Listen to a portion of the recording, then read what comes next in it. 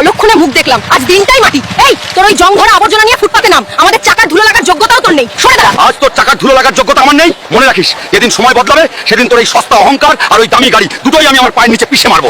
Manager সাহেব, এই গাড়িটার দাম কত? তোর মতো ভিখারির 7 জন্ম বিক্রি করলেও এর একটা চাকা কিনতে পারবি না। বের হও এখান থেকে ছোট লোক কোথাকার।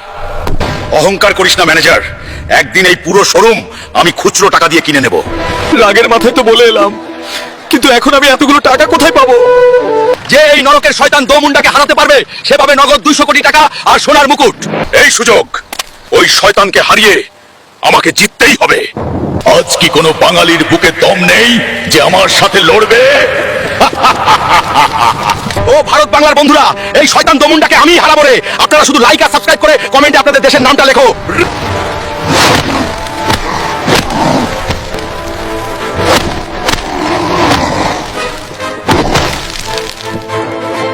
আমাদের বীর হাল্ক এই নরকের শয়তান দোমুন্ডাকে হারিয়ে জিতে নিয়েছে নগদ 200 কোটি টাকা আর এই সোনার মুকুট।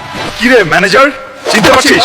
বলেছিলাম না তোর এই পুরো শোরুম আমি পকেটের খুচরো পয়সা দিয়ে কিনে নেবো। আজ থেকে এই শোরুমের মালিক আমি। আর ম্যাডাম, আজ তোমাদের ওই বাইক আমার গাড়ির চাকার ধুলোর যোগ্যও না। সস্তা আমি ছিলাম না, সস্তা ছিল তোমাদের ওই অহংকার। এবার রাস্তা ছাড়ো।